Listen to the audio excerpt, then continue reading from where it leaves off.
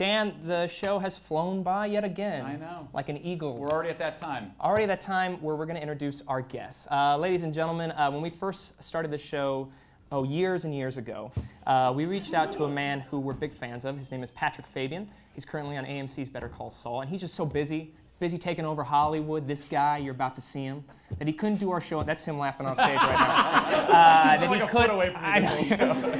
That he couldn't do the show until this month, but we're so lucky to have him. And we have a clip from his show, Better Call Saul, which is playing on AMC. Let's take a look.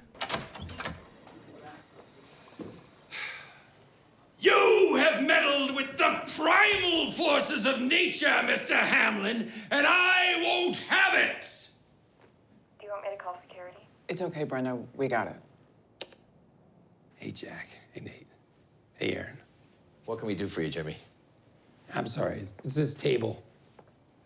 Something just comes over me.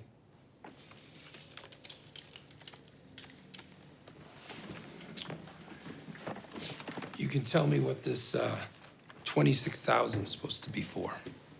That's money for Chuck. Isn't that what you wanted? A measly 26 grand. Jesus, you're like Peter Minuit with the Indians. Throw in some beads and shells while you're at it. It's just a start. There'll be more, unless you're going to just tear them all up. And why was it made out to me? Why not Chuck? Can he make his way to the bank? I just assumed it was best to have the money go through you. We can do it any way you want. This isn't going away, Howard. What Chuck did for this firm, and damn near single-handedly, 1/3 of this place belongs to him.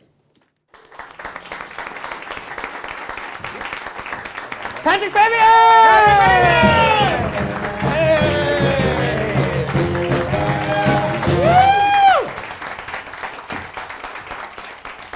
There's your cup, just in case you want a drink. Some Golden Road Ale, is that what I should have? Yes. Yeah, that's what it is.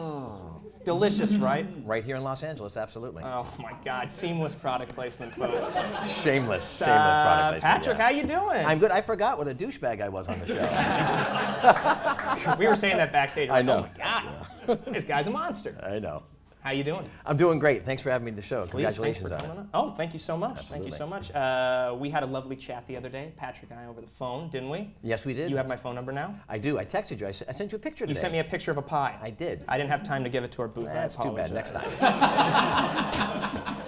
time. So let's talk shop. Sure. You are such a successful actor. Thank you. Taking over Hollywood, I like that. I was chuckling backstage. I know. I saw you were like shaking. I'm like, this guy. Yeah, he's going places. So he's been places. I've been places is the thing, yeah.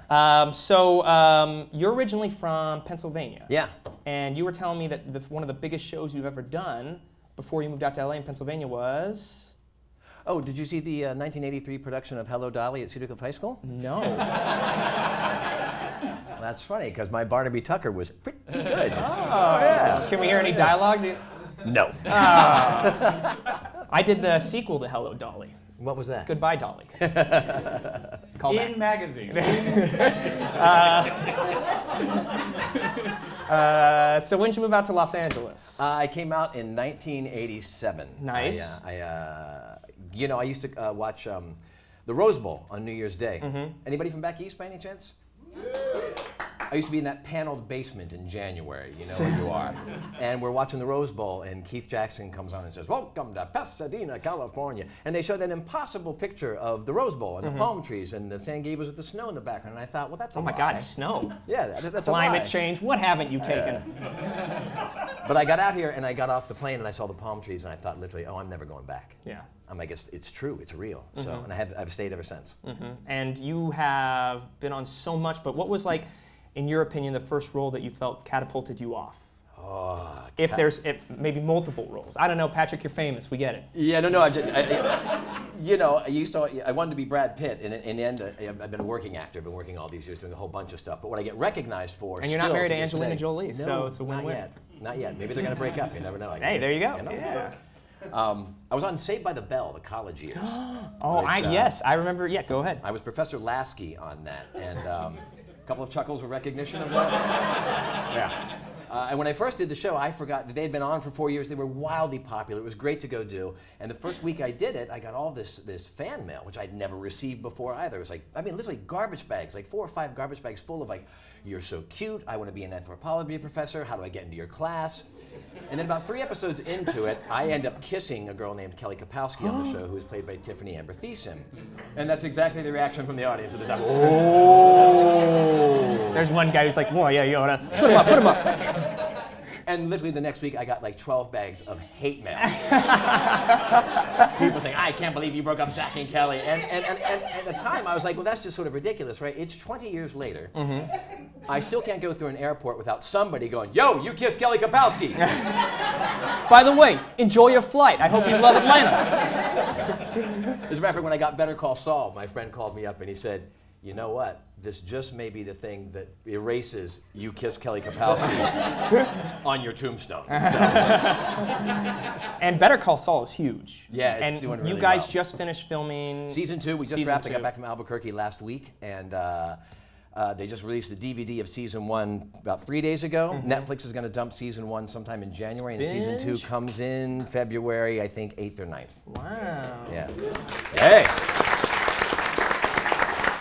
And the one thing I can't, because people always ask me, are there characters coming back and what's going to happen next and all that sort of thing, but the one thing I can guarantee you is that in Season 2, Howard Hamlin, the character I play, will still be the best dressed man on the show.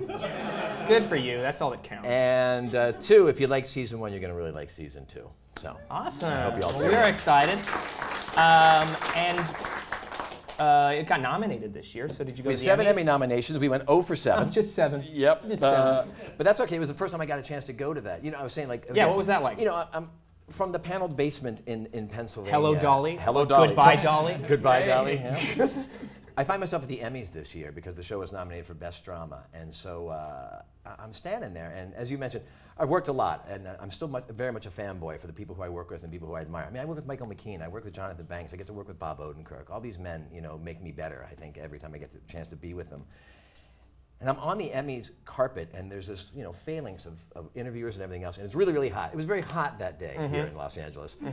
And all the interviewers, as if we were like on the front lines of something, were like, "How are you holding up with the heat?" I liked how they pulled away too before they finished. How you hold? And I kept thinking, I'm like, what heat? I'm at the Emmys, man. Yeah. This is fantastic. Such a trip. I had a great time. I mean, I saw everybody who I love in TV, and there was that weird thing. There was that weird disconnect. Even sitting backstage watching myself there, I was like, oh, right, I was in that scene. Oh, that was a good scene. That was really cool. Because I kind of forget again, like I'm actually in it. Yeah. And being at the Emmys was sort of a reminder of that weird, wonderful disconnect of like, I'm still just, I can't believe I'm so lucky to be in a show like this, to be able to be in this business, because it's really fun. Well, it's really fun when you're working, obviously. But you were also telling me that the parties were crazy because people were coming up to you and were like, "Oh my God, you're so great." Well, I'm standing there, and all of a sudden, I'm eyeballing. I'm trying to pretend like I'm not looking across the shoulder of the person I'm talking to. That awful Hollywood thing where I'm talking to you, but I'm really looking over at you because I can't believe that that's a person who I'm like, oh, blah, blah, and then all of a sudden that person gets up and walks over and says, "Hey, man, I like your show." And I was like, "Whoa!" We had this great.